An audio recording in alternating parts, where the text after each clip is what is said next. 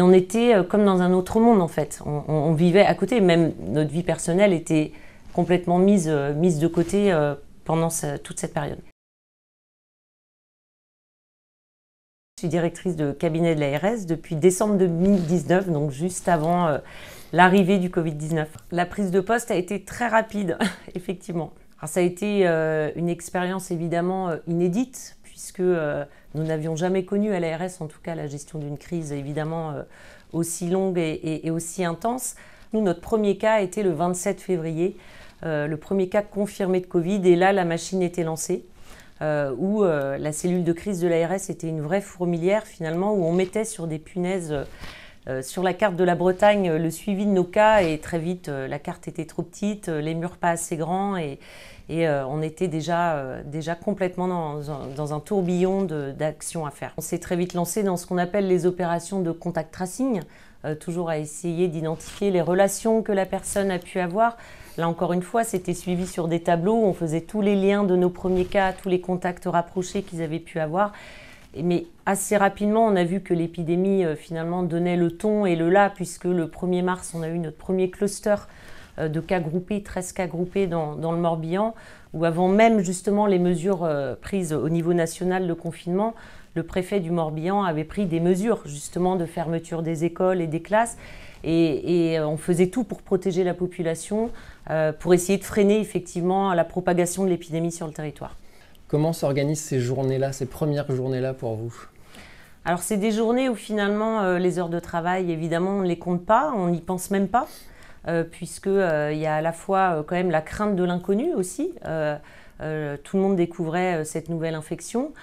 Et de se dire qu'il faut être là quoi qu'il arrive, et en étant au cœur du réacteur en tant qu'agence régionale de santé avec tous nos partenaires évidemment, les établissements de santé, les préfets avec qui on était en réunion tous les soirs, il faut se dire qu'on va tout faire quoi qu'il en coûte. Et le 16 mars, le président Emmanuel Macron prend la parole, il annonce le confinement, il parle de guerre. J'imagine que vous étiez devant votre télé ce soir-là. Tout à fait, on l'était déjà quelques jours avant, quand l'annonce de fermeture des écoles déjà a été une décision assez importante et inédite en France pour notre pays.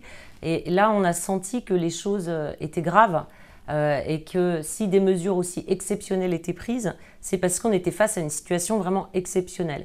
Et évidemment, cette expérience professionnelle, c'est avant tout aussi une aventure humaine, puisque forcément, des liens de solidarité entre tous les agents de l'ARS se sont créés. Des agents ont pris des fonctions d'ailleurs qui n'étaient pas dans leur mission. On a des ingénieurs santé-environnement qui, durant la crise Covid, comptaient les doses de vaccins. Tout le monde s'est mobilisé sur des tâches qui n'étaient pas dans leur cœur de métier. Au début de cette crise, là, il a fallu faire face à une problématique qui a été le manque de masques. Ça a été votre première difficulté, ça? Finalement, il y a une période de tension sur les masques, mais aussi une période aussi où finalement les doctrines changeaient au fur et à mesure de l'avancement des connaissances qu'on avait sur la maladie.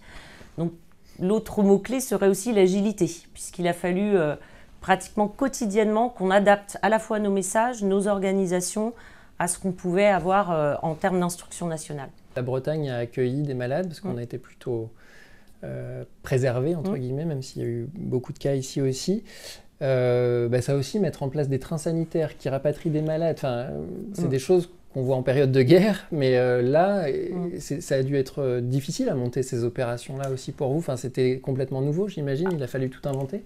Tout inventer, complètement inédit, puis dans ces cas-là, on ne relit pas les guides. Vous voyez ce que je veux dire? Il n'y a aucun guide qui existe qui peut nous préparer à tout, même si on a des documents de référence. Voilà. Et là, faire des rapatriements sanitaires en train, parce qu'en avion, on avait les guides, mais en train, c'était complètement inédit. Et du coup, il a fallu aussi se coordonner avec la SNCF. Donc, on n'avait jamais collaboré avec eux. Donc là, encore une fois, c'était complètement inédit. Dans un fonctionnement, quand même, que je qualifierais d'horizontal, où on était tous au même niveau et tous mobilisés en même temps. Ce qui fait que ça a bien fonctionné. C'était aussi l'accueil de ces rapatriés sanitaires, c'était aussi émouvant. Voilà, moi, j'ai le souvenir quand même sur le quai de la gare de Rennes, avec la préfète de région Michel Kiry et mon ancien directeur général de l'ARS Stéphane Muliez, d'être là à attendre le train qui arrive et de voir ces patients arriver sur les brancards posés sur les fauteuils des trains, dans les wagons. C'était assez émouvant aussi, il faut le dire, surtout quand on a réussi quand même à prendre en charge ces personnes. On a parlé à un moment donné de risque d'engorgement des hôpitaux. Des médecins ont eu peur de devoir à un moment donné devoir faire un tri, devoir choisir. C'est des scénarios auxquels vous avez pensé, vous aussi, ici en Bretagne? C'est des discussions que vous aviez régulièrement? Tout à fait, on était en réunion constante avec les opérateurs de santé. Alors nous, on n'a pas eu à avoir à ce qu'on appelle à faire du tri, mais plutôt à déprogrammer certaines activités chirurgicales non urgentes pour justement préserver la capacité des hôpitaux à accueillir des patients bretons et extérieurs si nécessaire.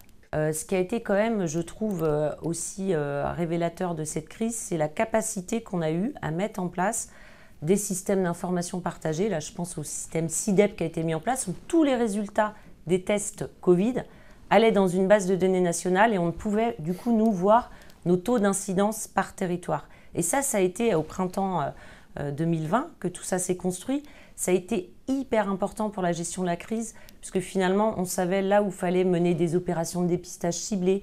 On arrivait à avoir des taux d'incidence dans les territoires et ça a été essentiel aussi. Donc finalement, ça nous a forcé à innover et des choses qui nous serviront demain si jamais on ne l'espère pas, on est confronté à cette même situation.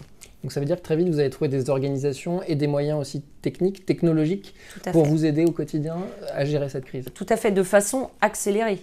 On voit bien que là, comme je vous disais, on fonctionnait sur une ligne horizontale, c'est-à-dire que les décisions étaient prises rapidement, les actions étaient mises en place rapidement.